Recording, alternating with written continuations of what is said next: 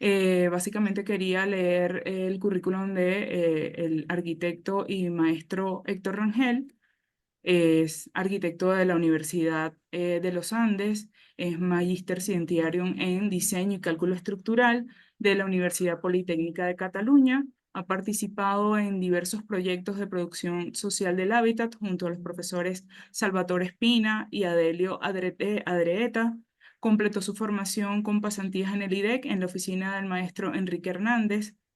Desde el 2005 conforma junto a Montserrat Martín el Laboratorio del Espacio Ocupado, la VEO, con el que ha desarrollado proyectos de distintas escalas. Desde el 2016 están ubicados en Mallorca y enfocados en la rehabilitación energética colaborativa. Formó parte del colectivo de investigación basado en Barcelona, Redatla.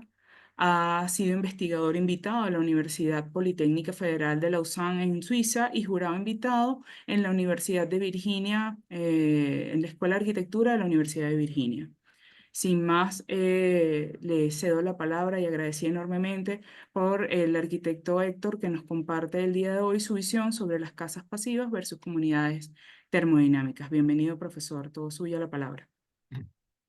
Bueno, primero que nada quiero agradecer al IDEC, una institución de la que me siento muy cercano por distintos motivos, por haber pasado por ahí, por haber esperado siempre, mientras era estudiante, siempre estar viendo hacia el IDEC, hasta que pude ser pasante ahí en el año 2019 y luego me dio la oportunidad de poder conocer al profesor Enrique Hernández y haber trabajado en su oficina y fue esa una magnífica oportunidad que me abrió los ojos sobre las relaciones que había entre tecnología y sociedad permanentemente. Bueno, tanto el profesor Enrique Hernández como el profesor Salvatore Espina y el profesor Adilio Andretta, y es una trayectoria que hemos seguido desde en distintas direcciones, ¿no? No siempre, siempre me hubiese gustado mucho más estar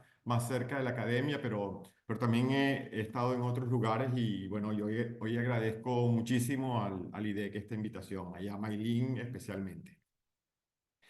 Bueno, voy a hacer mi presentación. Eh, yo en primer lugar quiero decirles que esta es una presentación que no es específicamente técnica, justamente por lo que decía antes, por las relaciones que creo que son necesarias revisar entre los aspectos materiales y tecnológicos y los aspectos sociales del hábitat construido, ¿no? El pasado primero de noviembre, el profesor Domingo Acosta nos puso en situación, ¿sí? Nos mostró nuevamente estas gráficas de aumento de la temperatura que nos advierten sobre el riesgo cada vez más cercano de que superemos los 1,5 grados de aumento de la temperatura con respecto a los niveles de 1850 y lo que eso supone sería una catástrofe ya cada vez más. eh, es bastante probable que no solamente nos acerquemos a los 1,5, sino que los superemos. Todo indica, los modelos más avanzados así lo indican, y esto supondría incluso el riesgo de extinción masiva de especies y con ella la desaparición incluso de la especie humana. Esto, que podría parecer como solamente un coco, ¿no? Que tenemos ahí cerca de algunos científicos que están obstinadamente recordándonos. Eh, yo creo que es importante saber en qué momento específico de esta crisis nos encontramos, ¿no? Y nos encontramos justo en ese momento entre 2020, en 2017 se lanzaron unas alertas importantes sobre el aumento de la temperatura en todo el mundo, pero estamos justamente en ese espacio entre 2020 y 2040 eh, a, a ver cuáles son los caminos entonces que habría. Yo creo que es necesario distinguir esas tres trayectorias, cuatro trayectorias que se ven aquí, ¿no? Yo soy daltónico, así que perdónenme con lo que pueda decir con los colores, ¿no? Pero una roja en la que es la de la aceleración y el negacionismo frente a la evidencia y que plantea de nuevo, la idea del crecimiento perpetuo, ¿no? Sin restricción de ningún tipo, ¿sí? Sin límite alguno, sin reconocer lo que es la condición humana por excelencia, que son los límites, de todo tipo, siempre. Y entonces, frente a eso, lo que nos encontramos son otros momentos, otros planteamientos sobre cómo hacer la transición energética. Pero no solamente el calentamiento global, ¿no? Tenemos además, se ha identificado el Centro de Resiliencia de Estocolmo, ha identificado 9 límites terrestres que superados podrían significar un punto de no retorno y un punto de inflexión en la vida humana, en la vida en el planeta, principalmente la humana, ¿sí? De esos 6 puntos ya hemos superado, de esos 9 ya hemos superado 6, ¿no? Y así hay una larga lista de indicadores que nos alertan de que estamos muy próximos ahí, como veíamos, cerca de esa punto de inflexión. El último de esos que hemos conocido es el de la corriente interoceánica atlántica, ¿sí?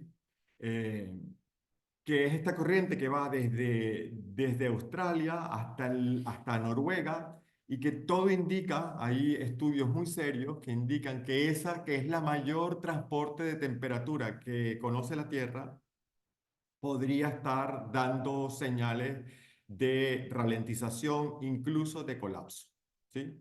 Esta noticia que apareció el año pasado y que ocupó espacios muy especializados, ya ahora en octubre de este año ha habido una carta abierta de científicos climáticos al Consejo de Ministros nórdicos para alertar de que hay que tomar acciones ya, pronto, de inmediato. Entonces se nos plantea todo un escenario de urgencia climática. Yo cuando leí este documento me encontré luego con uno de los firmantes, un alemán, ahora no recuerdo su nombre, un profesor alemán que decía que si a él le tocaba recomendar a sus hijos de lo que tendrían que hacer, les diría que principalmente aprender a vivir en comunidad y en crisis. ¿Sí? Es decir, no los llamaba a formarse, seguramente ya lo están, pero formarse en la ciencia de lectura de datos, en la producción, que ahora tenemos grandes capacidades para hacerlo, sino los llamaba a vivir en comunidad, vivir en el riesgo de supervivencia, ¿sí? En la condición de la supervivencia. Eh, esta charla no va de mostrar más datos, va justamente de qué pueden estar produciendo toda esta cantidad de datos que conocemos diariamente, que nos son puestos sobre la mesa, ¿no? A la hora de comer, ¿no? Esta es la situación y que podría, yo creo que podría producir 3 efectos, ¿no? Cada uno de ellos muy distinto. Uno, el de la aceleración, repito, y hemos visto en los últimos tiempos cómo hay quien desconoce la evidencia y apuesta con fuerza por la aceleración y por la búsqueda, por ejemplo, incesante del consumo de combustibles y de energía en todas sus formas. Otro, la parálisis, y otro, lo que podría ser la urgencia de cambio, pero únicamente desde las élites científicas, ¿sí? Y esto el riesgo que comporta es que nos acostumbremos, que entremos en una época en la que la ciencia, que es la madre de la tecnología también, y que en algún momento ha descuidado, por lo tanto, su conexión con la matriz Tierra, la ciencia de nuevo se convierta en una autoridad única, que sea la autoridad única para discutir los procesos de cambio, ¿no? Y que eso signifique también una nueva forma de autoritarismo, un autoritarismo de cierta idea del conocimiento, el científico, y en ese sentido creo que vale la pena revisar las relaciones que existen entre ciencia y sociedad, ¿no? Es lo que el llamado de atención que hacen muchos científicos. De hecho, llama la atención que ahora y cada vez con más fuerza movimientos políticos vinculados a la agitación incluso estén en las calles. Allí, perdonen, es que creo que yo soy el que tiene que dar acceso. ¿Soy yo quien debe dar Me acceso a la encargo, sesión? Héctor, no te preocupes, me encargo. Ah, gracias. Entonces, lo que nos encontramos frente a esa posibilidad, de ese imperativo moral que las ciencias del clima estarían estableciendo y condicionando las formas de vida de la gente. Es decir, una nueva planificación basada en el conocimiento que toda la modelización climática está produciendo. Frente a eso, creo que vale la pena, repito, volver a... Ahora perdí yo la presentación, no la veo. Perdón, ahí está. Eh, lo que proponemos es unos espacios, aquello de lo que habla Latour, de las relaciones entre el laboratorio y la sociedad. Así se consiguieron grandes avances. Pasteur consiguió grandes avances en sus conexiones entre el laboratorio y la sociedad y creemos que es un camino de ida y vuelta. Nuestro equipo se llama el Laboratorio del Espacio Ocupado, un poco para llamar la atención de la necesidad de crear espacios de experimentación en la sociedad que den posibles conexiones con las soluciones que necesitamos, ¿no? Pero que siempre estén cargadas de sentido social. Esto lo quiero hacer, entonces, no voy a adentrarme muchísimo más en los discursos más de orden teórico, sino quiero contar experiencias varias sobre proyectos en los cuales el componente social y de investigación y tecnológico ha estado presente. Desde eso creo que podemos hacer desde lo concreto, desde la cuestión más modesta y específica de un proyecto, es desde donde creo que podemos leer la situación.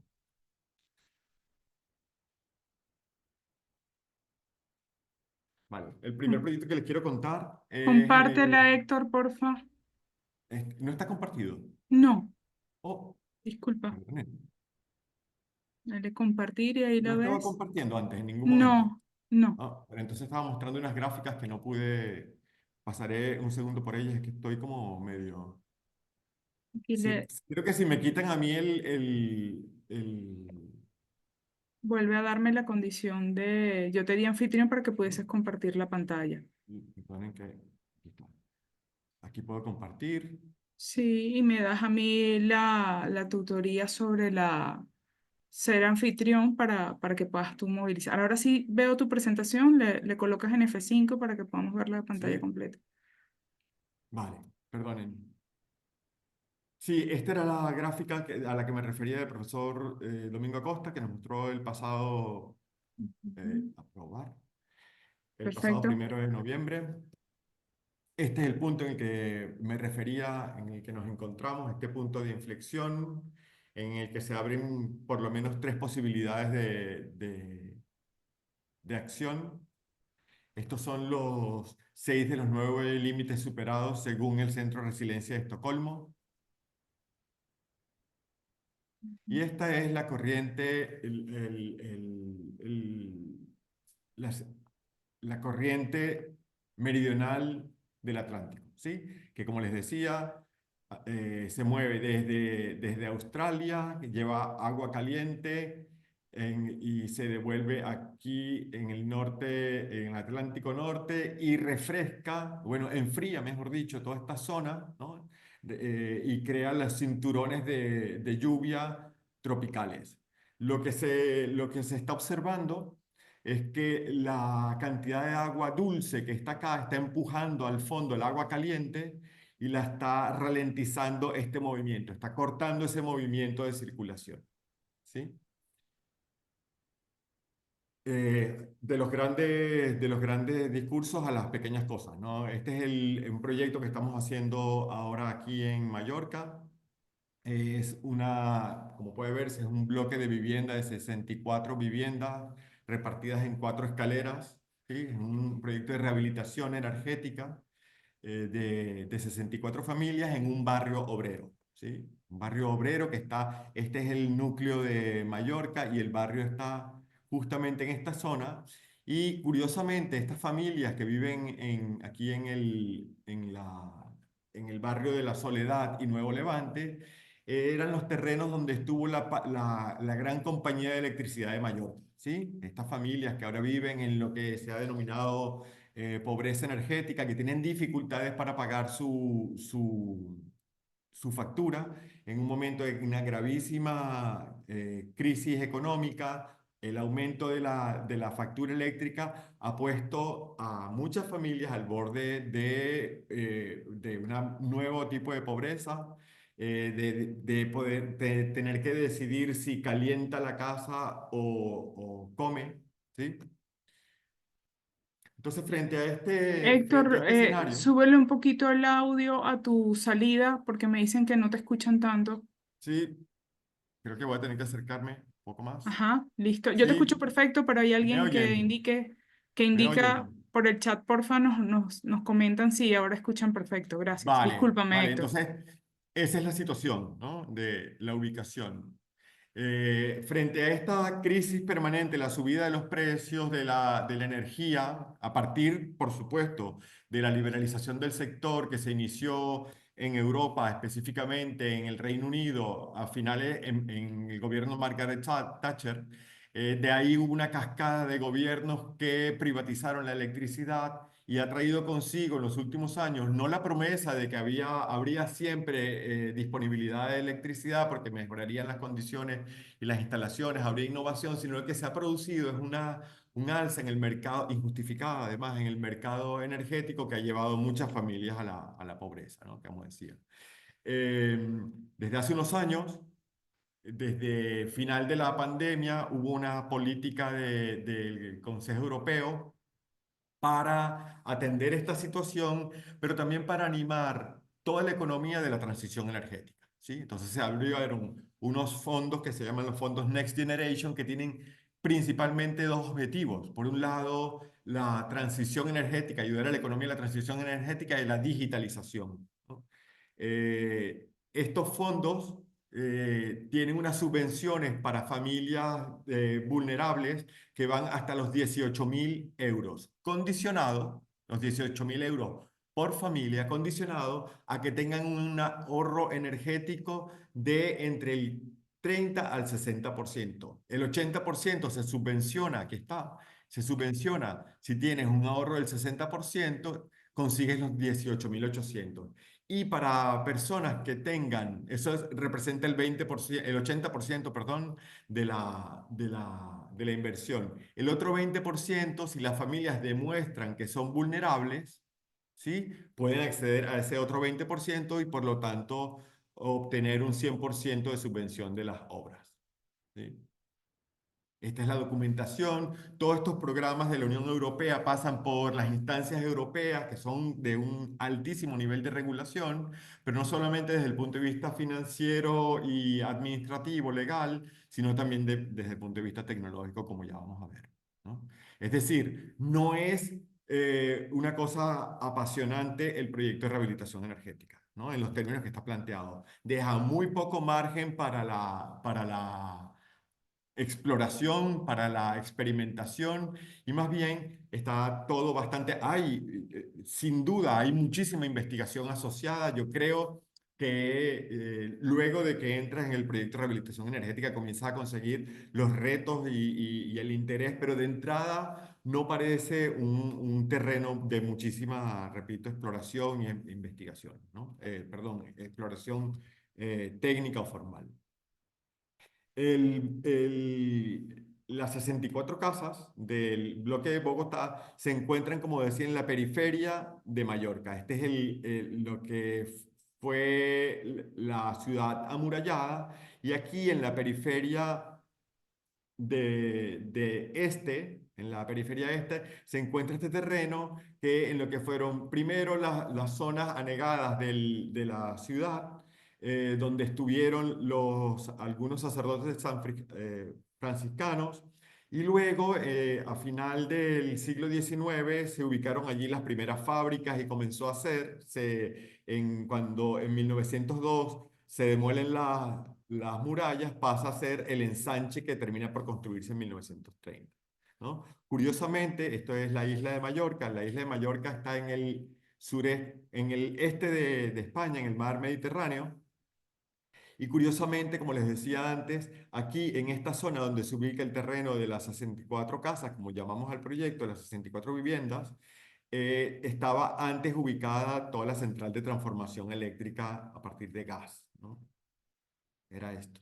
Había sido anteriormente toda una zona de siembra que se transformó en los años a partir de 1902 en los terrenos de las centrales eléctricas, ¿no? En la actualidad, este es el terreno, el perímetro de la ya vamos a volver allí, el perímetro del edificio que vamos a mostrar ahora con más detalle, pero lo que sí quería decir es que es un edificio que fue entregado en 1980 sin construir, ¿no? Un edificio que fue entregado por el Ministerio de la Vivienda sin que estuviese terminado. Entonces la gente, los habitantes de la comunidad terminaron el edificio en mejores condiciones que podían, ¿no? Nosotros nos conseguimos con ellos en un momento en que estaban optando, querían optar para los proyectos de subvención de fondos Next Generation, y allí acudimos un poco con el repertorio de ideas y de organización que habíamos manejado en ese momento en Caracas, ¿no? Que son esas cuatro fases del proyecto basado en la producción social del hábitat, que es la organización de las comunidades, los planes y proyectos participativos, la ejecución por autoconstrucción y la operación o puesta en marcha y revisión por parte de la comunidad y la evaluación de los proyectos. Este esquema lo discutíamos con el profesor José Rafael Núñez, que es profesor también en la Escuela Venezolana de Planificación y que participa de este proyecto, que era, veíamos que era muy idealista, ¿no? Este esquema en el que el proceso es absolutamente cerrado, no hay accidentes, pareciera que todo se inicia en un día uno, que es cuando llegan los técnicos a la comunidad, no reconocía la historia, no reconoce los movimientos internos de una comunidad, sus pulsiones, sus impulsos, reimpulsos, y el profesor José Rafael planteó revisar el esquema y planteaba ¿no? Esta espiral, ¿no? En esta espiral, él lo que dice es que uno se monta, participa, es llamado a participar, pero ya hay un impulso organizador y los equipos promotores que caracterizan, levantan propuestas y proponen acciones, hay lo que se llama un reimpulso que permite animar el debate y permite animar los procesos de planificación, ¿no? Eh, Esto es parte de lo que hacemos nosotros, ¿no? Esta tecnopolítica de la organización, diría alguien por ahí, ¿no? Entonces, para nosotros es muy importante la noción de comprender la realidad, ¿sí? Para eso hacemos procesos de caracterización preliminar, revisamos con las comunidades los detalles de cómo es el edificio, cuál es la situación del lugar en el que está el edificio, y se pasa a una fase de proponer la transformación luego de que hay una suerte de consenso general sobre cuáles son las condiciones que nos atañen, que nos condicionan, ¿no? Eso es lo que llamamos el autodiagnóstico comunitario, que nos lleva luego al plan comunitario y al presupuesto comunitario, ¿sí? La organización de la comunidad, de la intercomunidad de las 64 casas en específico, tenía por objetivo desarrollar las capacidades de gestión para garantizar la sustentabilidad social. Y es que ese edificio, como veremos ahora en algunos planos, se encuentra en la zona límite entre lo que después que la actividad de la empresa energética cesó en los años 2000, al finales de la década de los 90, estos terrenos comenzaron a ser muy apetecibles por el sector inmobiliario, vinculado, por cierto, al sector de la construcción y del turismo, que en los años 60 dieron el gran cambio a la isla de Mallorca con la industria turística, ¿no? Entonces, lo que nos planteábamos era la necesidad de que la comunidad se organizara para identificar cuáles eran los problemas que tenían, cómo podían relacionarse en lo comunitario, en lo institucional, e identificar equipos de apoyo, ¿sí? En lo sucesivo, lo que hicimos fue hacer una serie de convocatorias a la comunidad en la que junto con ellos hicimos un levantamiento de ese edificio, hicimos un modelo tridimensional bajo metodología BIM que fuimos alimentando en el tiempo, ¿no? Fuimos alimentando tanto con datos materiales, geométricos del edificio, pero también con datos sociales, ¿sí? Es decir, podíamos saber la edad de las familias dentro de parámetros compartidos dentro del modelo, podíamos indicar las condiciones de la familia, respetando siempre los datos que estas familias compartían por la ley de protección de datos, pero también dando cuenta de cuáles eran las situaciones que no se veían desde fuera, que probablemente la materia no cuenta, ¿no? Y que oculta y que no nos permite muchas veces conocer la situación. Hicimos unas convocatorias, esta fue la primera de estas convocatorias en la cual llamábamos a revisar el edificio. En esta primera convocatoria, esta idea de que podíamos contar el edificio era contar en qué condiciones estaban materiales, pero también escuchar como los cuentos de las familias que estaban habitando el edificio. ¿Sí? Estas son las visitas, visitamos el 60% de la familia y encontramos que muchos de ellos pertenecen a familias que los alquilan en la época de vacaciones, ¿sí? Ahí lo que hicimos fue proponer todos los instrumentos para la lectura a partir de los documentos que los sistemas europeos solicitan. Esos son los IE, los informes del estado de la edificación, el libro del edificio y los certificados energéticos. Todo el levantamiento de esa información lo hicimos conjuntamente con con la comunidad de allí, ¿no? Y al mismo tiempo íbamos, como se da acá, se ve acá, íbamos relatando también los cuentos que la gente nos contaba, nos echaba, la echaba el cuento sobre cómo estas situaciones de deterioro de ese edificio, que tuvieron que terminar ellos, en el tiempo se habían convertido también en un factor de riesgo y de miedo, ¿no? Entonces, la cornisa era un lugar que su deterioro ya no permitía que la gente saliera quizá a los únicos espacios públicos, a los únicos espacios para compartir que tienen, que son los balcones interiores, que son estos balcones que se ven aquí, ¿no? Cualquier día ocurre una desgracia, ¿no? Entonces, íbamos informando muchas veces, hemos hecho unos parámetros en los cuales podemos incluso incorporar estos datos, ¿no? Allí el edificio deja de ser únicamente una construcción puramente geométrica y material y pasa a tener una construcción narrativa, ¿no? Eso nos parece que es importante porque saca el edificio de la pura mercancía, ¿sí? Cuando el edificio está cargado de sentido, cuando la gente reconoce que cada lugar de esos tiene una historia, poder dejar ese edificio, esa construcción, esas casas en manos del sector, voraz sector turístico inmobiliario, es más difícil, ¿sí? Voy a ir un poco más rápido. Aquí están los instrumentos que creamos conjuntamente con el profesor José Rafael Núñez para hacer este trabajo de levantamiento de la información que, como digo, íbamos transcribiendo con fotografías y datos que iban alimentando esos modelos, ¿no? Esos modelos al mismo tiempo íbamos cargándolos con información sobre la transmitancia térmica de esos materiales y nos permitían también ir contándole a la comunidad los avances en las propuestas que íbamos haciendo. Eran modelos de entonces de análisis y de comunicación, pero que pronto nos dimos cuenta que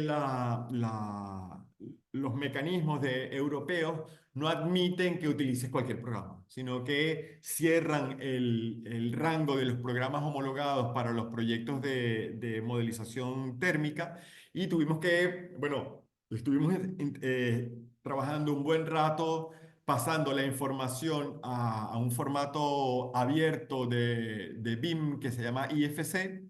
Muchos de ustedes lo conocerán. Cuando los pasamos, tuvimos problemas con los programas homologados, el CIPETERM y algunos otros programas, para que leyera la información, que esta vez sí era puramente material y técnica, ¿sí?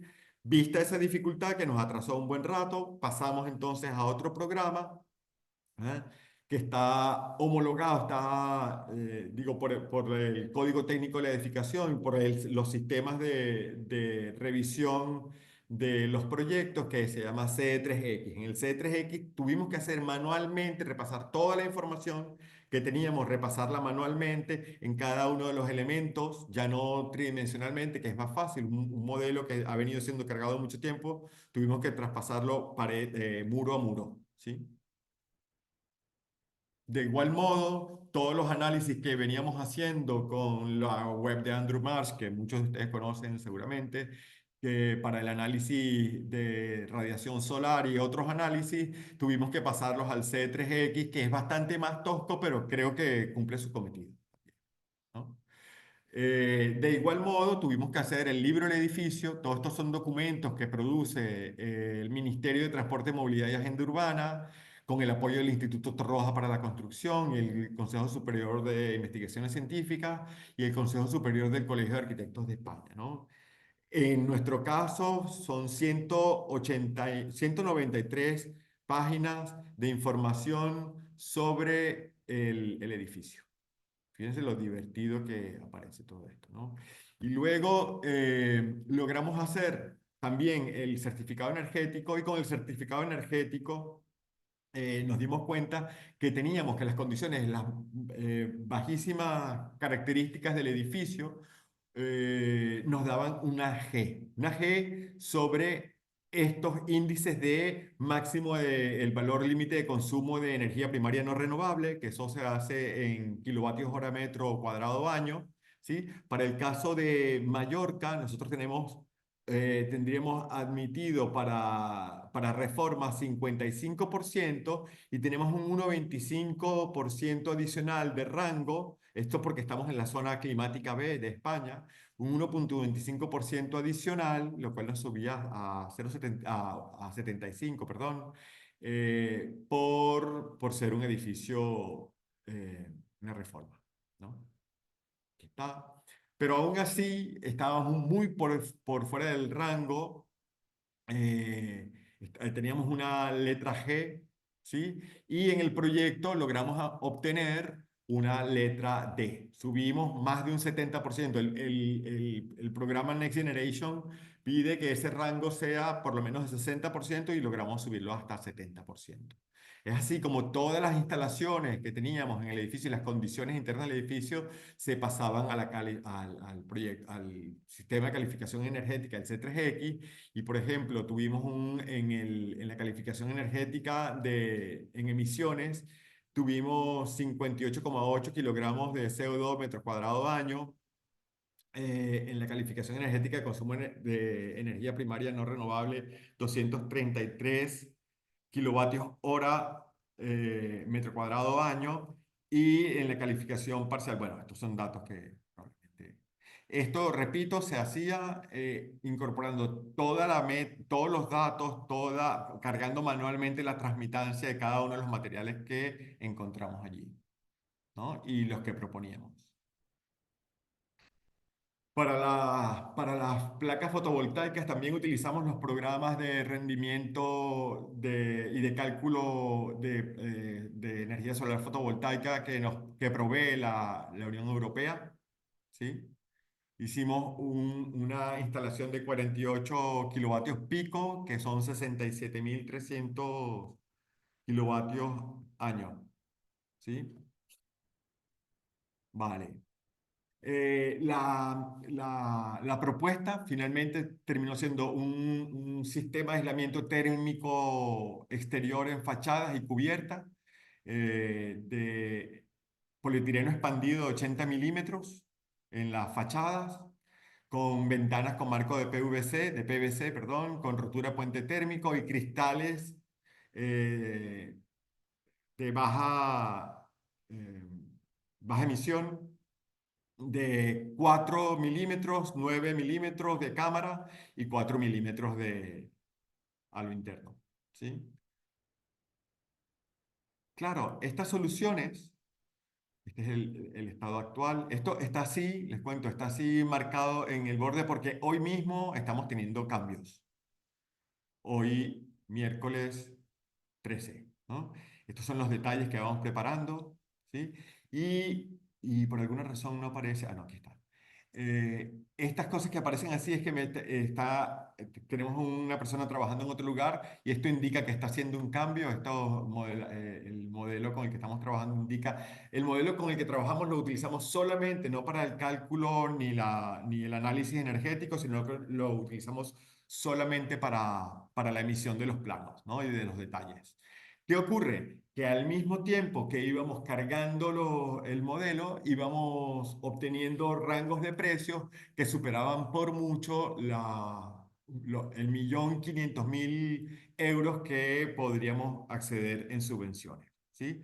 El primer presupuesto que recibimos cuando compartimos los modelos con unas empresas constructoras era de 2.600.000 euros. ¿Sí? Se salía por mucho. Entonces eso obligó, y aquí hay, por supuesto, una crítica velada a cómo se está produciendo este proceso de rehabilitación energética, es que eso nos obligó a utilizar materiales igual con la misma inercia térmica, pero de muchísima menos calidad ecológica, ¿no? Con muchísima huella de carbono. Es el caso del SATE, de las placas de poliestireno expandido y las ventanas este no es un detalle nuestro, que son bastante mejores. A ver si, bueno, no se ve mucho por aquí abajo. Estos son los detalles típicos que nos envían las empresas y entonces salimos de un poco del régimen muy estricto de los programas de cálculo energético homologados por Europa, entramos entonces en la disciplina de las empresas fabricantes de todos estos elementos constructivos de aislamiento térmico, ¿sí? Es una pena, no se ve. Aquí teníamos unas facturas que quería mostrar muy por encimita. Entonces ahora estamos en ese momento con la comunidad, en el momento en el que estamos bajando precios. Esta mañana tenía una reunión con el arquitecto, uno de los arquitectos del equipo, que tiene muchísima experiencia en procesos de autoconstrucción, viendo la posibilidad de quitar partidas a la empresa y pasar todas esas partidas para que sean ejecutadas por la comunidad en un esfuerzo de organización de unidades productivas, para las cuales vamos a tener que hacer un plan de formación, ¿sí? Eh, eh, ya volveré más adelante, no sé por qué faltan un par de láminas del proyecto, creo que están más adelante. El segundo proyecto que quiero contar, que ya algunos de ustedes estarán muy aburridos, yo también, pero planteando esta presentación, ¿no? ¿Qué tiempo llevo? 47 minutos. Voy a ir bastante más rápido. El segundo proyecto que quiero contarles fue un proyecto que hicimos en la alcaldía de Caracas. Estamos aún en tiempo, Héctor, estamos aún en tiempo, ¿Cómo? tranquilo. Estamos Estamos aún en bien de tiempo, tiempo. sin problema. Gracias. El segundo proyecto, conjunto de proyectos que quiero mostrarles, es los proyectos que hicimos cuando estábamos en la alcaldía de Caracas, con Maylin, con la profesora Paola Posani, con una cantidad, con Servando García, José Rafael Núñez, un grupo de arquitectos que en el año 2009 entramos en la alcaldía de Caracas y a tiempo de ser arquitectos hacíamos gestión pública, ¿no? Ese proceso se inició en el año 2008 cuando nos invitaron a hacer una propuesta para gobierno de Caracas. Hicimos lo que se llamaron los gabinetes de hábitat parroquial por toda Caracas y una de las ideas que salió en la parroquia San José fue la necesidad de reubicar el terminal de la bandera. ¿Sí? Estas imágenes todos las han visto, porque lo he contado muchas veces. Pero lo que sí que me parece que es interesante es cómo conviven desde muy temprano en el proyecto las dos preexistencias más importantes. Esa matriz natural de la cuenca de la Rinconada que le da nombre, ¿sí? Y las comunidades, los grandes sistemas de transporte público y las comunidades que estaban allí, ¿sí? Para nosotros, ya de entrada, era la oportunidad de hacer un plan conjuntamente con esas comunidades para hacer honor a lo que la propuesta de los gabinetes de hábitat parroquial, que eran los gobiernos parroquiales, nos habían planteado, ¿no? El reto de los gobiernos parroquiales. El plan del parque se hizo conjuntamente con el equipo de Richard Rogers, que estuvo en Caracas en ese momento, pero creo que lo más interesante en el tiempo que hemos visto todos, incluso ellos y nosotros, fue cómo logramos articular todas las propuestas en 5 ejes y muy especialmente en el eje comunidades, ¿no? Todos los proyectos, aquí se ve un ejercicio de integración. Este señor que está aquí es Leszek Dobrovolsky, que es un señor que es una eminencia en todos los temas de movilidad urbana.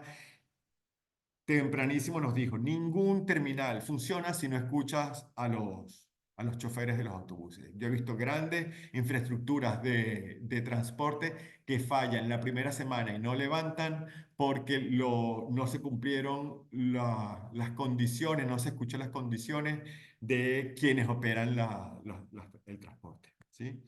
Lo que hicimos entonces fue plantearnos cómo podíamos hacer que la, la, toda esa fase de organización, planes y proyectos, la ejecución de las obras y la operación tuviesen participación de los distintos equipos, los movimientos sociales, de las comunidades, de los ministerios, ¿sí?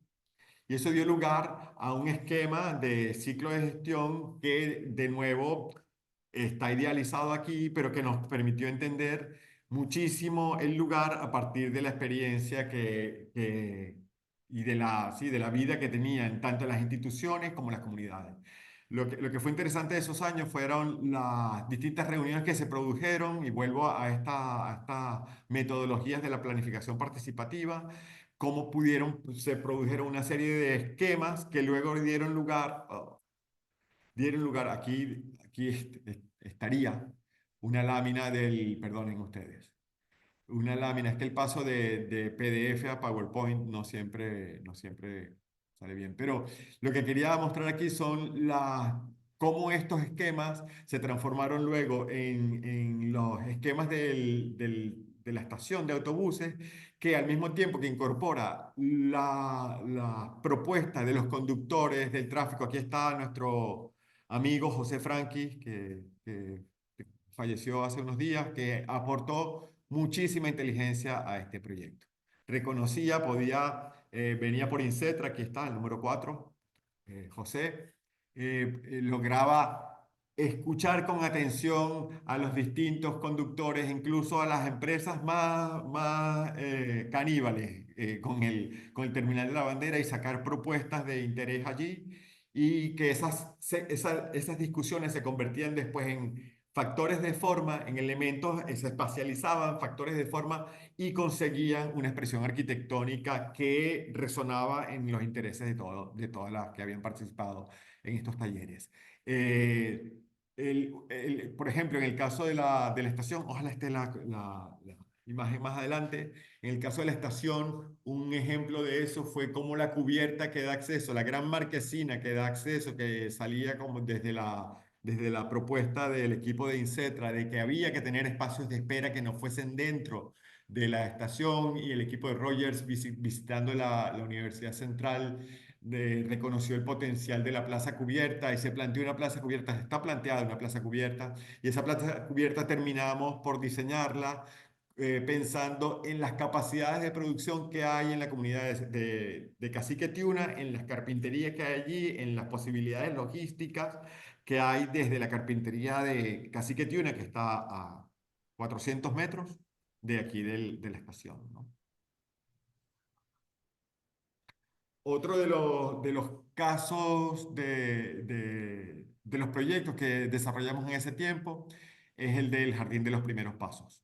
En 2016 comenzábamos a sentir de manera muy profunda la crisis por las sanciones que había contra Venezuela, y allí nos planteábamos la imposibilidad de desarrollar los grandes proyectos, ¿no? Y recuerdo que en esa época nos asomábamos, esta era la ventana de nuestra oficina ahí en el parque, nos asomábamos desde allí, eh, y veíamos en nuestra permanente reflexión de qué podíamos hacer por el, por el proyecto del parque, veíamos, incluso a veces de manera descuidada, no atendíamos a estos niños que salían cada tarde a jugar ahí de las escuelas que estaban aquí en el entorno, ¿sí? Eh, el profesor José Matamoros siempre nos ha dicho, ponte en una esquinita y escucha y ve a ver qué pasa, qué se mueve, cómo se mueven las personas,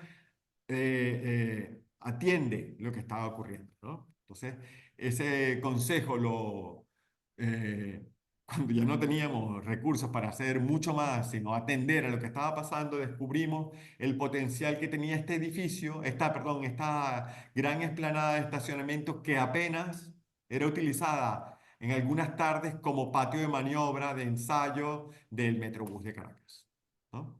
Es esto, todo esto, ¿no? Entonces pensábamos, bueno, quizá podemos hacer aquí un espacio de entrada a todo el parque eh, que, que tenga en estos niños de primaria su principal sujeto de diseño, de transformación y de disfrute, ¿sí?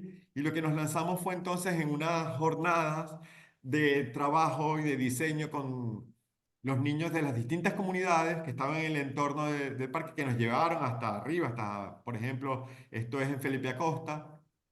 En los niños que estudiaban en esas escuelas hicimos talleres allí de trabajo. Lo hicimos con Camila Estigarribia.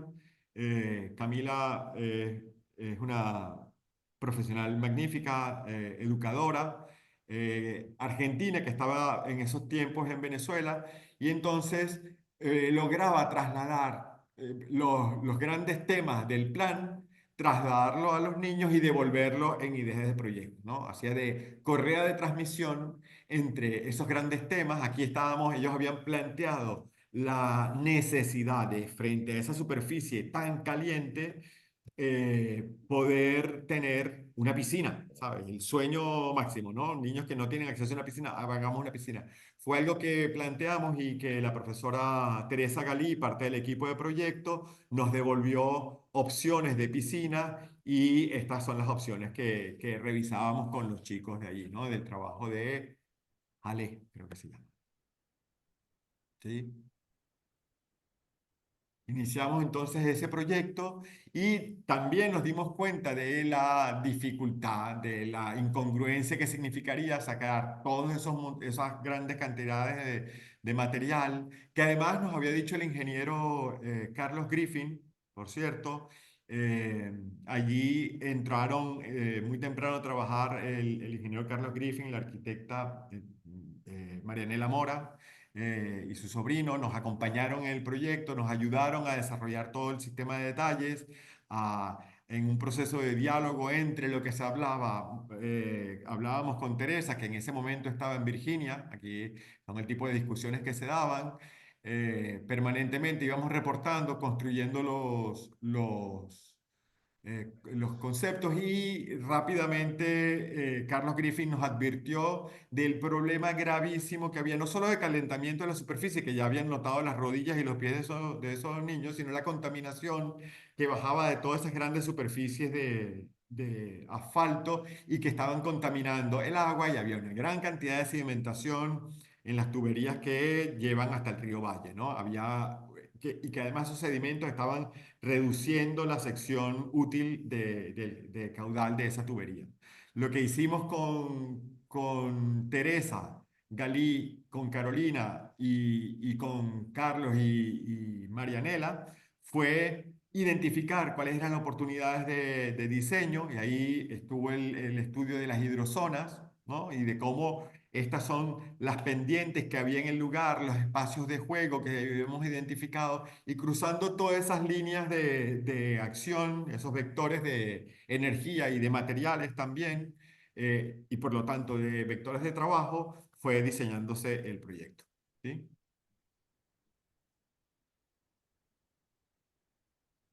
Esto es la condición que conseguimos antes y las condiciones que generamos después. Este es ese espacio. Creo que lo que fue interesante también es cómo logramos hacer, junto con las comunidades, ahora también los adultos mayores que se acercaban, muchas veces los abuelos, muchas veces gente que se nos acercaba por ahí a contarnos cómo veía la obra, sorprendidos de qué obra, qué era lo que estaba pasando. Fuimos a visitarlos en algún momento y como decía Carolina, pero que había un gran conocimiento allí que podíamos incorporar al proyecto, ¿sí? Allí apareció la oportunidad de reactivar los viveros que había en esas comunidades, en la comunidad de Felipe Acosta. Ahí está una persona que es un sabio, que es santo, que está ahí asomado en su puerta, que tiene un gran conocimiento sobre plantas, sobre gestión de huertos pequeñitos, que cuida con mimo y que salían unas frutas magníficas, unas flores maravillosas, y nos comenzamos a plantear cómo podíamos escalar eso a nivel de todo el parque, ¿no? De las ciento y pico de maticas que tenía Santo, cómo podíamos llevarlo a las 65.000, creo, plantas que necesitábamos. Y ahí apareció otra persona también muy importante en este proyecto, que es el profesor, el biólogo Prudencio Chacón, que nos ayudó en ese proceso, ¿no? Yo tengo una gran estima por el conocimiento que el profesor incorporó al proyecto. Le estoy tremendamente agradecido porque siempre incorporaba esa noción sistémica que puede tener un biólogo con los aspectos sociales y además de la necesidad de formación que tenía la comunidad. Así que se hizo un plan de formación. Esto era los nombres que se daban ellos, los guerreros del bosque. Y la idea era que, bueno, frente a aquella cosa de que bajen los barrios, nosotros decíamos que los barrios bajarían con flores. Esta era la ubicación de los distintos viveros que había en la montaña y que irían produciendo todo el material vegetal del proyecto. Esto son las láminas que iba produciendo Teresa allá en Virginia. Esta es la producción de esas plantas, íbamos diciéndole qué plantas había. Carolina hacía un par de, probablemente más a veces, más de un par de Zoom, no se llamaba Zoom, se llamaba de otra manera, no me acuerdo ahora, Skype, un par de Skypes en la semana y se iba relatando cómo iba el avance de esa producción. Al mismo tiempo, comenzó a surgir a partir de las recomendaciones de Carlos Griffin la necesidad de desarrollar un sistema para filtrar las aguas, ¿no? Y comenzamos a ver si podíamos tener un elemento, pocos elementos, siempre, poquísimos elementos constructivos que pudiesen alojar los jardines, las plantas y servir para bajar la temperatura y para filtrar las aguas, ¿no? Este fue el proyecto del ingeniero Griffin.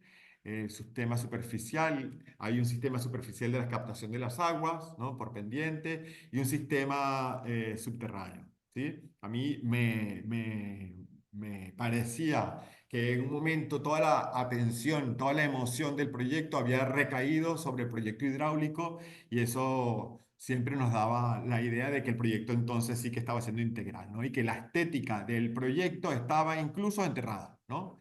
Hay gente que nos decía, bueno, pero estás enterrando los presupuestos. Bueno, pues sí, ¿no? Allí comenzamos a desarrollar entonces propuestas de distintas piezas. Estos diseños los hizo Juan del equipo de Marianela junto con nosotros, ¿no? El detalle de esto, del diseño con Carolina, todo el equipo estuvo ahí viendo cómo podíamos hacer combinación de materiales muy económicos que nos permitieran hacer ese filtrado del agua, perdón. Esto es cómo se hacía.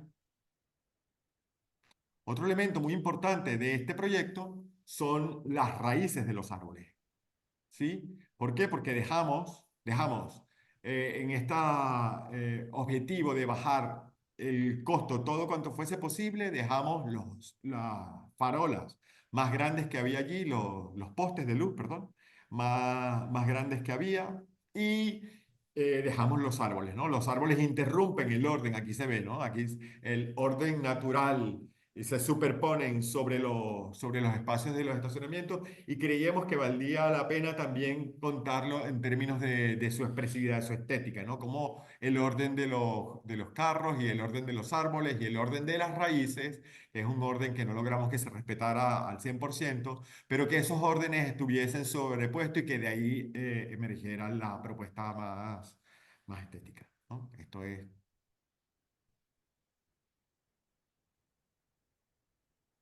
son los distintos niveles de absorción.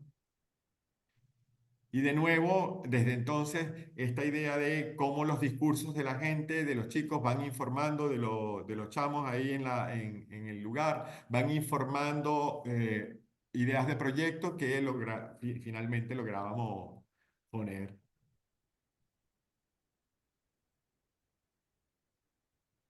y construir. ¿Sí? Esto fue en aquellos años, el año pasado, este año estuve ahí en Caracas y logré ver que se mantiene magníficamente, intensamente utilizado y además fue construido tanto por los niños que nos dieron las claves para el proyecto, ¿no? Sembrado, construido en términos de ideas. Algunos de los padres participaron en la construcción del proyecto, pero muy importante los equipos de los viveros, de los guerreros del bosque, de los otros viveristas, de Lisbeth, de Santos, de todos ellos que además luego hubo un reconocimiento inmediato desde la alcaldía de Caracas a la labor que ellos estaban haciendo. Recuerdo que Dulce Medina, que estaba en Patrimonio, comenzó a llamar a la gente de los viveros para que le ayudara. Esto fue en un proyecto fuera del parque, en un proyecto en el Calvario. Eh, y lo mismo Funda Caracas, la profesora Paola Posani, allí también utilizó material de los viveros. Y esta es la piscina que ellos pedían y que logramos afortunadamente hacer, ¿no? Este último proyecto que quiero contar, lo contaré muy rápido. Además, lo dirige Carolina. Ah, creo que tengo una mejor versión, perdonen un segundo. ¿Se me escucha? Sí, Héctor, sin problema. Voy a pasar al siguiente proyecto y luego vuelvo aquí, haciendo un cambio. Este proyecto se está desarrollando en Tiltil, en Chile, donde está Carolina, que formó parte del proyecto del Parque Hugo Chávez y del Jardín de los Primeros Pasos. Junto con Teresa Galí han mantenido trabajo conjunto y ahora Carolina, que sigue siendo parte del equipo de la VEO también, que ahora es parte del equipo de la VEO, ponía como referencia de las cosas que se habían hecho y ponía el jardín de los primeros pasos. Y en este proyecto en el que además también vuelve a estar Camila y está Daniela Ibarra, es una arquitecta que trabaja con Carolina allí en Chile. Hablan del jardín del siglo XXI, ¿no? De cuáles son las claves para poder superar la visión de que el jardín es un fondo frente a una figura que es la arquitectura, ¿no? Cómo el jardín pasa a ocupar el plano preferente y la naturaleza ocupa un plano preferente en la concepción de los espacios, ¿sí? Y por lo tanto no hablamos tanto de paisajismo, sino de arquitectura del paisaje, ¿no?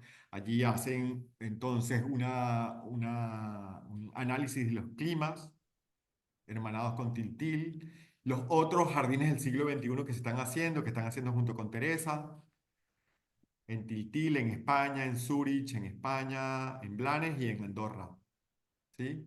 Y de nuevo este ejercicio de acompañar las luchas de la gente, así como en el proyecto de las 64 viviendas es la pobreza energética, en el Jardín de los Primeros Pasos es la contaminación, el calor de esos asfaltos que no permitían a los niños jugar, que no tenían espacio público, y la contaminación de las aguas. Aquí lo que viene ocurriendo en Tiltil es que eso es lo que llaman una zona de sacrificio, ¿no? Donde las grandes empresas mineras y las grandes empresas de gestión de desechos sólidos van y depositan residuos, ¿no? Entonces, es en ese lugar en donde Carolina y el equipo del Jardín del Siglo XXI están desarrollando este proyecto. Carolina puede intervenir si está por allí, no sé si logró sumarse, pero siempre reconociendo la necesidad de que haya un sujeto transformador, ¿sí? De que haya un sujeto del proyecto, un equipo promotor, y ahí están los distintos equipos promotores que se han desarrollado en torno a estos proyectos. El Jardín de Tiltil ocupa este triángulo que está acá. ¿Ah? Y el principal reto que tiene este jardín es que está en un clima muy árido, un clima de muy baja nivel pluviométrico y en el que además está muy contaminado. Entonces el objetivo de este proyecto es poder rescatar, regenerar ese suelo a partir de poder humedecerlo. ¿Sí? Es un paisaje de retención húmeda. Seguramente Carolina me corregirá, no es exactamente eso, pero es así como lo llamamos, por ejemplo, en el caso que estamos desarrollando ahora también en el proyecto de las ciclorrutas de montaña en el Parque Bochapel, ¿sí? ¿Cómo se está haciendo esa retención húmeda? ¿Cómo se está buscando la humedad para este terreno a partir de la recolección de toda la poda que se recoge en la zona? Que los vecinos van trayendo hasta el terreno, ¿sí? Ahí están estratégicamente ubicadas a partir del estudio de cómo esa cobertura vegetal debe ser ubicada para que produzcan zonas de retención hídrica, ¿sí? Cómo debe ararse para que esa zona, esa poda no signifique un riesgo de fuego. Y aquí lo que me parece que es interesante es que de nuevo, como en el otro proyecto, hay unas claves, unas reglas, solemos decir, unas reglas, una norma que hay que seguir, pero es donde reside el potencial del proyecto también, su potencial proyectual, ¿sí? Es decir, en el límite hay potencial.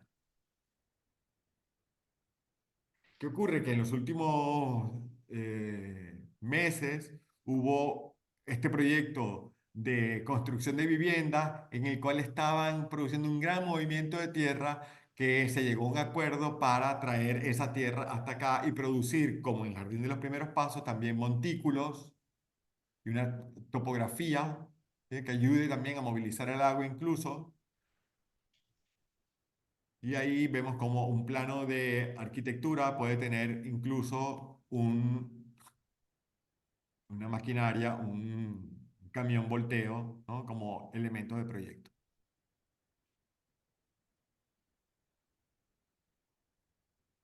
Estas son las celebraciones y el estado atrás. Me recordaba Carolina hace un rato la importancia de cuando aparecen los hongos, ¿no? Las setas, ¿no? Ahí en el terreno, que indican que ya hay un nivel de humedad que está produciendo esta vida, ¿no? La regeneración de ese suelo se viene produciendo. Además, me parece que es muy interesante que se hace a partir de la capacidad transformadora de las personas. De nuevo, ¿sabes? Tecnología muy sencilla, muy elementales, donde todo el ejercicio está en conseguir reglas que respeten baja entropía. Esto quiere decir evitar movilizar materiales más allá de lo que se debe, ¿no? Evitar traer materiales complejos a un lugar y que la tecnología es casi tecnopolítica. Son formas de llamar y concentrar a los equipos, de que las convocatorias se cumplan, de que haya regularidad en eso y que tienen una serie de documentos que lo hacen posible, esos procesos, ¿sí? Creo que del mismo modo como nosotros hacemos proyectos y dibujos para que en la obra se siga lo que ahora la arquitecta Farsi Mustafavi dice, que la arquitectura es un arte de reglas permanente, ¿no? De cumplir reglas. Bueno, creo que también otras tecnologías que están en torno al proyecto de la movilización social exigen de estos documentos permanentemente, ¿no? Que hemos estado viendo en cada uno de los proyectos, ¿sí? Como reflexión final, perdonen, voy a compartir, termino para...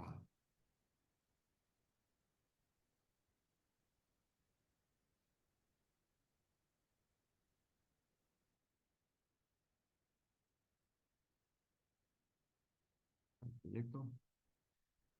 Una reflexión final, permítanme la licencia. Aquí hay un par de errores, me doy cuenta. La idea de que tendríamos que pasar hacia otro modelo de relación eh, con nuestro entorno físico, ¿sí? Yo aquí quería significar tres modelos: el hombre de Vitruvio de Leonardo da Vinci, perdón, el modulor de Le Corbusier y el modelo de Victor Olgiay, ¿sí?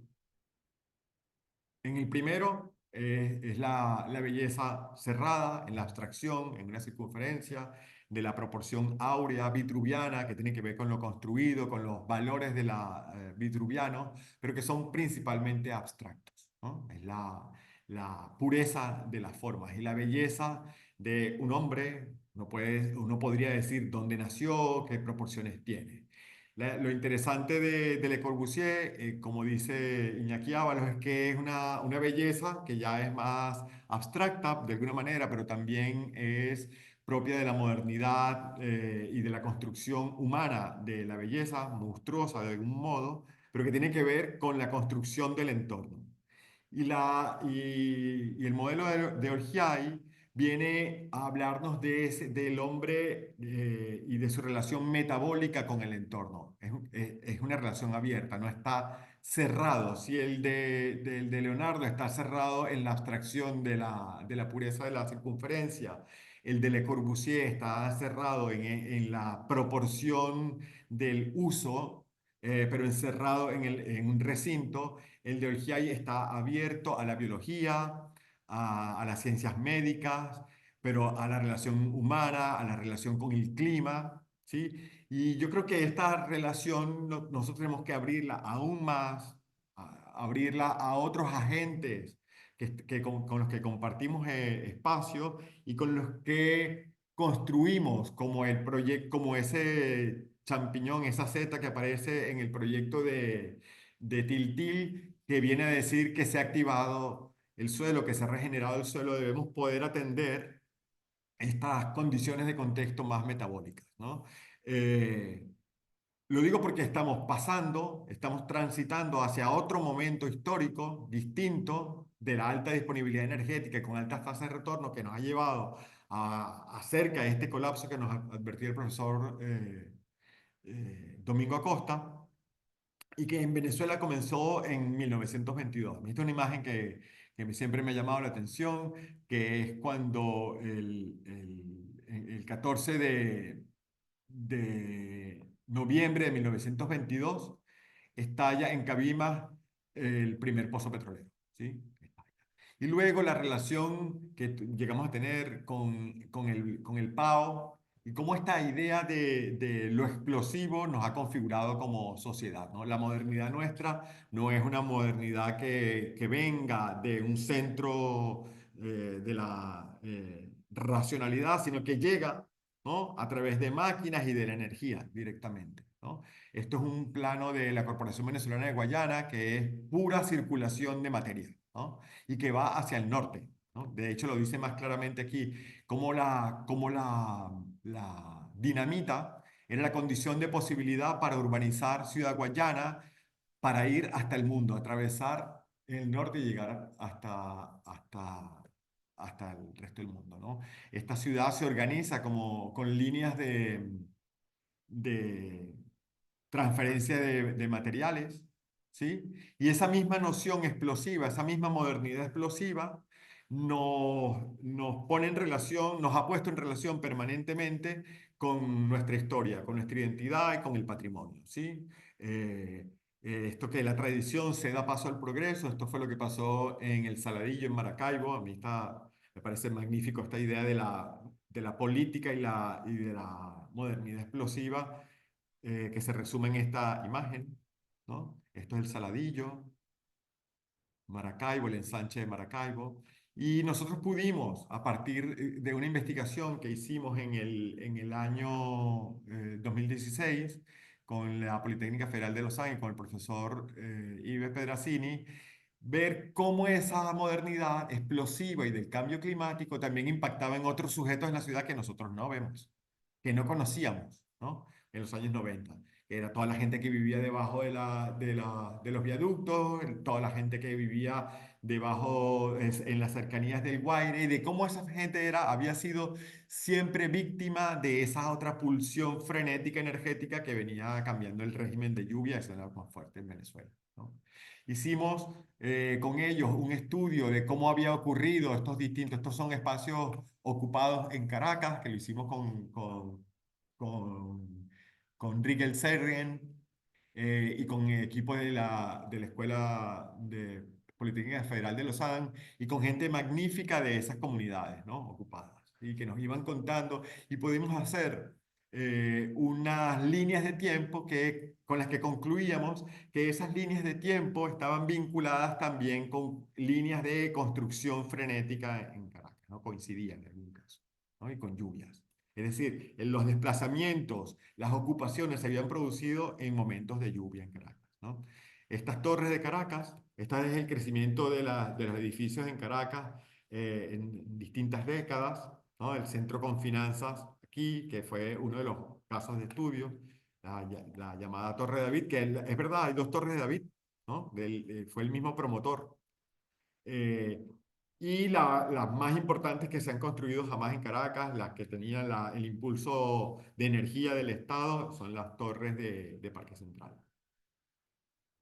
Las torres de los 90. Aquí despuntaba la torre de David y todos nos preguntamos, oye, ¿qué pasó que todas estas torres tenían esta altura? ¿Por qué subió? Eso es motivo de otra discusión, pero tiene que ver con otras lógicas económicas que se produjeron en Caracas en los años 90, ¿no? Por último, ya para cerrar, ahora sí, quiero decirles que si para algunos de nosotros el cambio climático representa el riesgo de una punto de no retorno que ponga ya en riesgo a más sectores de la sociedad, no solamente aquellos que viven en la pobreza urbana, sino aquellos que comienzan a vivir en la pobreza energética, es decir, se amplía la pobreza y el riesgo de toda la sociedad en su conjunto, hay para quienes es una oportunidad, ¿no? Esta idea del riesgo como oportunidad, ¿no? El cambio climático aumentará la llegada de turistas durante el invierno en Baleares. Esta es una noticia de 2007 en la cual el sector constructor y de hotelero veía la oportunidad que el cambio climático propone. En la historia, esta idea de que podemos tener disponibilidad absoluta de energía, que podemos la podemos tener y manipular aprovechar como un valor estético, surge a mediados del siglo XIX. ¿Sí? Hay bastante escrito. Si Carnot y Liebig, que son los dos grandes teóricos de la termodinámica y de los metabolismos, advertían que eran puro límite siempre, ¿sí? Los metabolismos y la energía y la termodinámica imponen límites científicos y en el caso de la termodinámica, límites universales al comportamiento de la energía. La ideología de la energía ha desconocido eso, ¿no? Y la ha convertido en catedrales, ¿no? Como la Catedral de Luz de Albert Speer en los años 40, ¿no? Para el partido nazi alemán, o la Power Plant de Antonio Sanelli, y todos sus elogios a la pura pulsión energética sin límites, a la energía llevada a su punto de paroxismo, ¿no? Nosotros, país petrolero, hemos podido ver como otros países, lo de la izquierda son las manifestaciones por la crisis y las huelgas de los mineros en Londres en los años 80 y por la privatización del sector eléctrico que se dio a finales en el 89. Nosotros a principios de los 90 vivimos también una época convulsa por la subida de los precios de lo- de la gasolina y por lo tanto del pasaje estudiantil, ¿no? En este momento creo que volvemos a esta noción, justo ante este punto de bifurcación entre los distintos modelos de futuro, vemos cómo reaparece esta noción de energía sin límites, ¿no? Hace unos días vimos cómo la nave Starship de SpaceX conmocionó al mundo con la idea de que salía y podía devolverse, ¿no? Como que podía, algo que parecía imposible, físicamente imposible, que es volver un cohete a la plataforma de lanzamiento. Eh, no deja de tener un punto místico esta idea, como mucha idea de la energía como gran discurso, esta idea de que vamos a subir al infinito a buscar nuestro destino en las estrellas, cuando no existe condiciones, mejores condiciones para la vida humana que el planeta Tierra. Nosotros solemos decir a algunos amigos que vayan a Marte, pero no tienen vuelta, no tienen pasaje de vuelta, ¿no? Es decir, la idea de que podemos conseguir solución a los grandes conflictos que tenemos en la actualidad en las estrellas no vuelve a ser sino otro mito más de la posibilidad o fundado en la posibilidad científicamente comprobada de que la energía es infinita, ¿sí? El Kohei Saito es un economista, filósofo económico japonés que plantea entonces cuatro escenarios actualmente para la transición energética, ¿no? Cuatro momentos que podemos tener. Él plantea que si hay más poder estatal y más desigualdad, nos enfrentamos a lo que se llama fascismo climático. Es decir, fuerzas que están planteando abiertamente que hay que bajar la población mundial de manera drástica para que algunos grupos tengan acceso a mejores condiciones de vida y poder regenerar la naturaleza para un pequeño grupo, ¿sí? Que tenga acceso al mismo derroche de energía y de lujo. En el cuadrante de menos poder estatal y más desigualdad, ya la barbarie, ¿sí? Es el momento en el que no hay reglas, en lo que algunos también proponen que no haya reglas, que la desigualdad campe, y eso sería la oportunidad de la barbarie. Si aumentamos el poder estatal y que nos regule entonces desde el Estado, que cambia permanentemente, y buscamos igualdad, podríamos estar frente a lo que él denomina, yo no estoy de acuerdo con esa categoría, pero él llama maoísmo climático, en el que el Estado controle, el Estado burocrático controle todos nuestros consumos metabólicos, incluso, ¿no? Y por último, y donde podría estar la oportunidad, buscar mayor igualdad en cuanto al uso, porque son fuentes limitadas de energía y de materia, y con un poder que esté en las bases, en las comunidades que puedan, en lo cercano, en los trámites cercanos, conseguir acuerdos y que haya instancias, por supuesto, más altas de coordinación. Es extraño que terminemos una charla en un departamento de construcción con temas tan vinculados a aspectos políticos. Lo lamento si es una salida de tono, pero creo que los cambios que se plantean no tienen resolución desde el punto de vista tecnológico, tienen que ver con cambios que podemos hacer como sociedad en los hábitos de vida, de consumo y de relaciones. Muchas gracias, Sara. Bien, muchas gracias, Héctor, por el tiempo, por la visión súper amplia, por los cuatro ejemplos que nos trajiste a discusión, a debatir. Aquí inicia desde luego el debate, además no se queda únicamente en esta videoconferencia. Lo decíamos al principio, lo decía el profesor Argenis, que se cuelga esta conferencia, pero para que sea no más que un ingrediente más o un punto para debatir este tema que sí lo esbozaba el profesor Domingo, no, la salida no es únicamente tecnológica, Y bueno, en ese sentido, digamos que hay una concurrencia en la visión. Además, especialmente me ha gustado mucho el tema metodológico que viene trabajando, la veo en Mallorca con las comunidades. Nosotros digamos que el ejemplo venezolano lo conocemos y nos gusta ver cómo desde otras latitudes se están aplicando metodologías similares con comunidades organizadas. Entonces, es el gran, digamos, contraste que hacemos el día de hoy. Yo quisiera abrir el derecho de palabra, a ver si algunos de nuestros invitados, los cuales nos hemos mantenido bastante constantes, 40 personas, 40 o 42 personas se han mantenido a lo largo de la conexión. Si alguno de los invitados quisiera formular alguna pregunta al compañero Héctor, se los agradecería. Tenemos unos minutos todavía.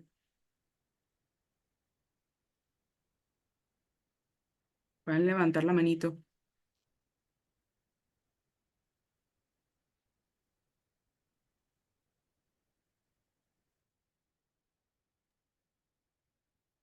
A ver, no veo a nadie por allí. Preguntas, dudas, aportes. Y veo tanta gente conectada, pero vamos a ver si alguno... Ajá, por acá le doy la palabra a la compañera Damelis Carvajal, que está levantando la mano. Damelis, adelante. Puedes preguntar. Buenos días. ¿Dónde se encuentra Sube un ubicado? poquito la voz, Damelis, gracias. Buenos días, ¿se escucha? Sí. ¿Se escucha mejor? Sí, te escuchamos. Ok, ¿dónde se encuentra ubicada específicamente esa experiencia de aquí de Caracas, de la Rinconada, con donde están los niños y las piscinas y eso, que me gustaría ir a verla? Fíjate, está junto al antiguo edificio del INH, entrando después del Parque Alejandro Otero, Ajá, 150 metros detrás del edificio del INH. Ahí está. ok, muchas gracias. Bueno, te felicito. No sabía que había un planteamiento ya como filosófico, como humanístico, pues, de lo que es el cambio climático y cómo abordarlo. Y has dado tremenda respuesta en lo que es que la tecnología sola no puede, pues, tiene que ser con la sociedad. Sí. Gracias. Gracias. Gracias. ¿Alguien más que quiera participar? ¿Dar algún aporte? ¿Alguno de los compañeros que se encuentran por acá? Agradecida por la compañera Damelis por su comentario.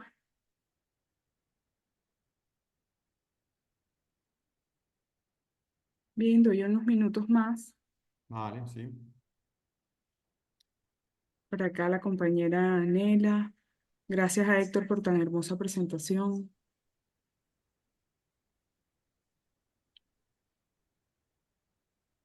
Gracias, Anela, Eh, siempre. May, hola Dígame, Héctor. adelante. No, bueno, quería felicitar a Héctor, de verdad que hermosísimos los proyectos.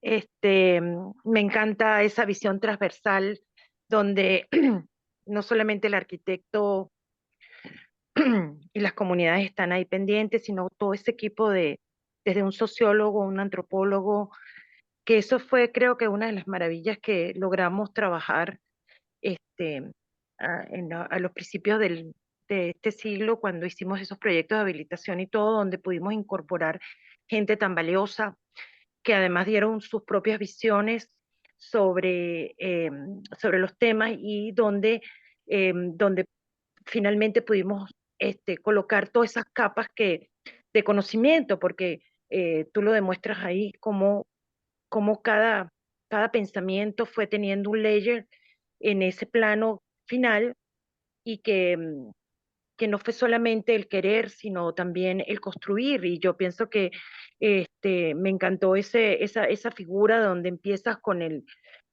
Leonardo, pasas a Le Corbusier, que la hermosura de las proporciones, y luego esa visión transversal que yo creo que es la que tenemos que seguir explotando y trabajando, incorporando más disciplinas.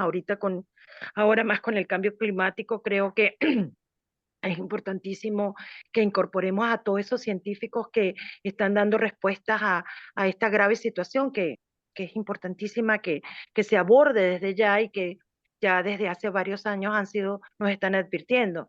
Entonces yo creo que nosotros desde nuestra experiencia y tú que lo has hecho tan bien y me parece maravilloso que eso esté haciéndolo Carolina en Chile, este, podamos a partir de la construcción de esa metodología poder avanzar en temas tan complejos, porque además cuando tú te enfrentas a unas situaciones tan complejas, pues requiere de un conocimiento que no lo tenemos nosotros como arquitectos o urbanistas, sino que va más allá y que ahora creo que es mucho más dinámico.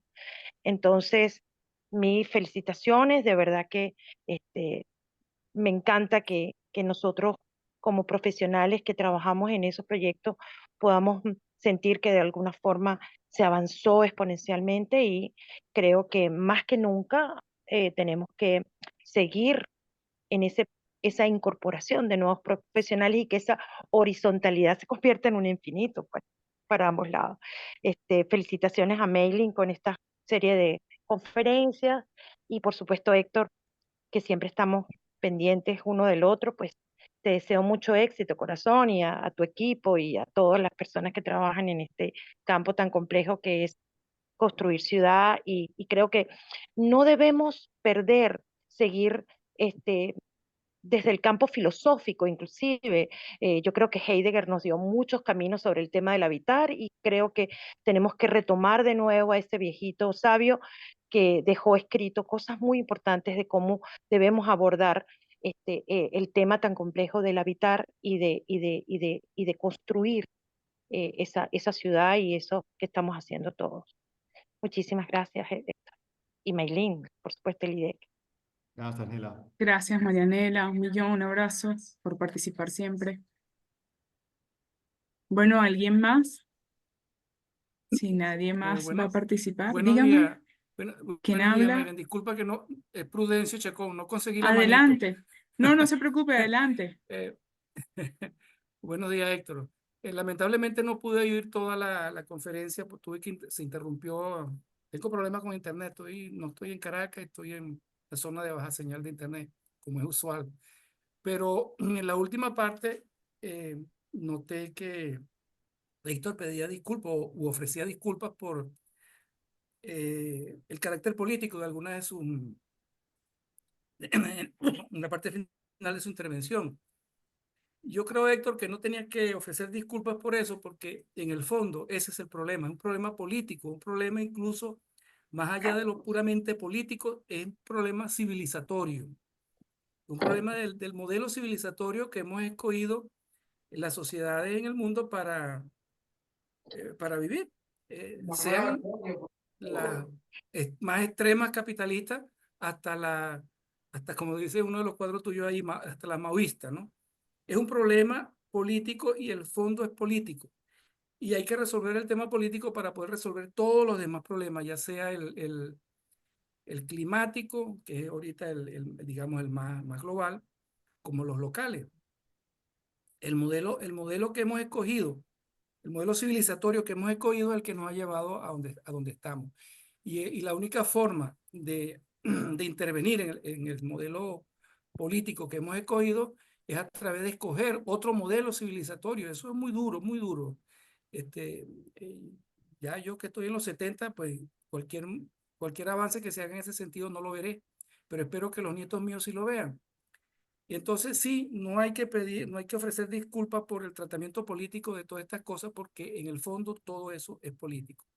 Lo demás son soluciones técnicas, con mayor o menor intervención de las sociedades. Yo he tenido la fortuna de participar con esto en algunos pequeños esfuerzos que yo he dado. Y me parece que esa es la vía, digamos, vamos a llamarlo en lo local, pero en lo global, y el cambio climático es global, la solución viene por la vía política y no hay otra vía. Lamentablemente, es la más difícil, por cierto. Bueno, Héctor, te felicito. Muy bueno lo que vi, muy buena la presentación. Me parece que vas de lo conceptual a lo local y eso me parece fabuloso. Bueno, un abrazo a todos. Gracias, Prudencio. Gracias, muy amable. ¿Alguien más Por acá la Maylin, compañera Eloima decía muchas gracias, muy interesante la charla, además apertura o abre una visión más amplia y compleja de la arquitectura del urbanismo. Felicitaciones. ¿Quién me habla, Alejandro?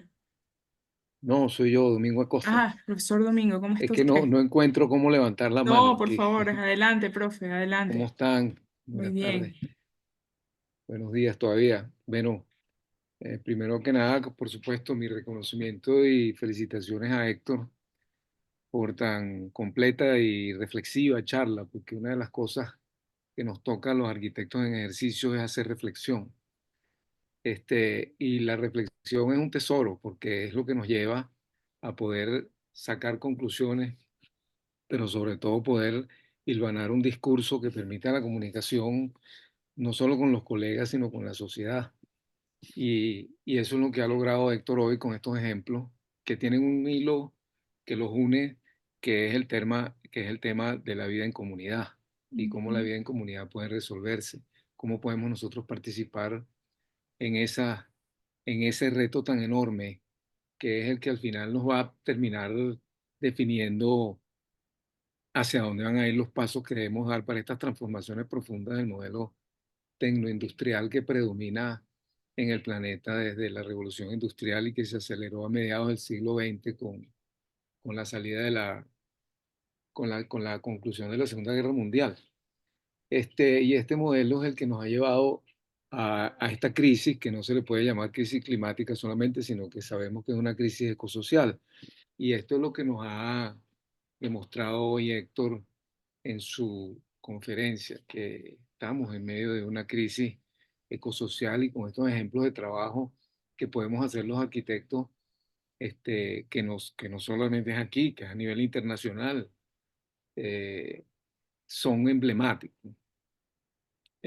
Uno ve cómo en la transición energética, que es una de las visiones alternativas y disruptiva de la arquitectura que propuse el otro día en la conferencia, que es la transición energética justa y rápida.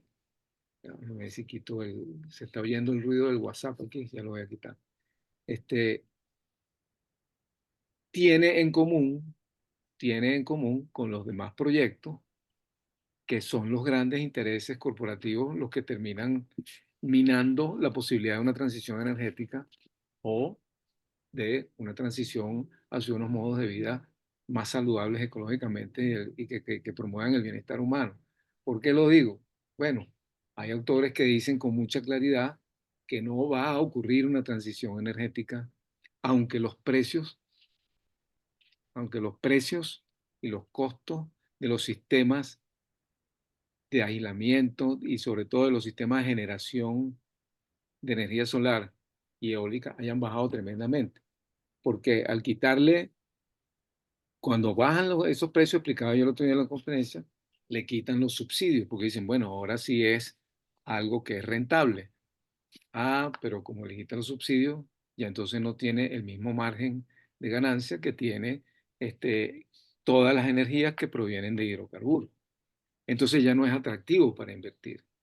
Entonces, bueno, detrás de este esfuerzo comunitario hay una rebeldía y una actitud hacia decir, bueno, mira, eso podrá ser así, pero yo busco la manera de que a través del esfuerzo con las comunidades desde abajo, de manera descentralizada, de manera no monopolizada, podamos inducir hacia dar paso hacia esa transición energética. Pues lo mismo pasa con la regeneración del medio ambiente y del entorno urbano, que es lo que tú presentaste hoy, Héctor. Varios ejemplos de cómo desde una mina abandonada hasta grandes movimientos de tierra que se recuperan, o ese parquecito hermoso en la Rinconada, son ejemplos de lo que se puede hacer de diseño regenerativo en nuestras ciudades y en nuestro entorno.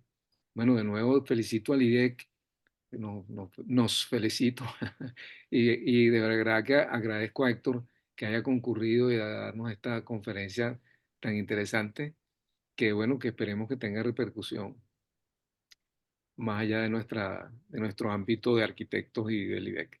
Gracias. Muchas gracias, profesor. Gracias a usted, profesor Domingo, por la reflexión.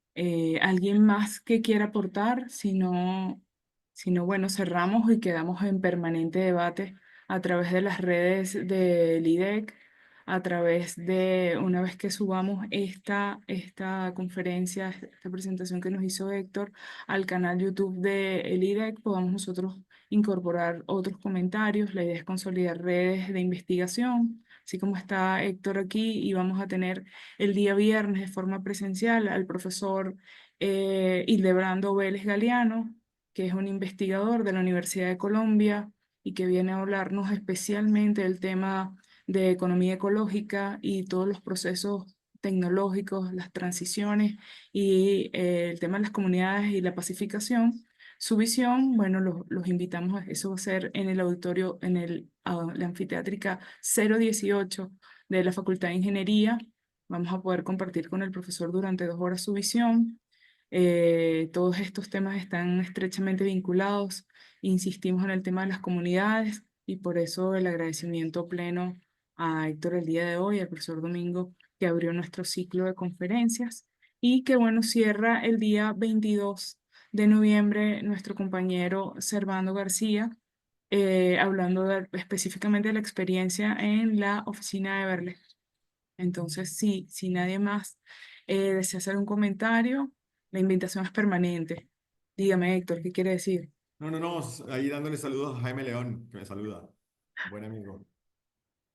Bien, bueno, no más que agradecer nuevamente y reiterar la invitación a que sigamos siendo partícipes de estos espacios de construcción de ideas y de intercambio desde el IDEC. Muchas gracias, Héctor, por tu tiempo, disposición y la claridad de tus ideas. Y bueno, siempre en casa, siempre bienvenido en casa, Héctor. Gracias, Melín. Gracias a todos. Hasta la próxima. Bueno, hasta luego. Feliz día, buen provecho, 6:45, gracias. Chao.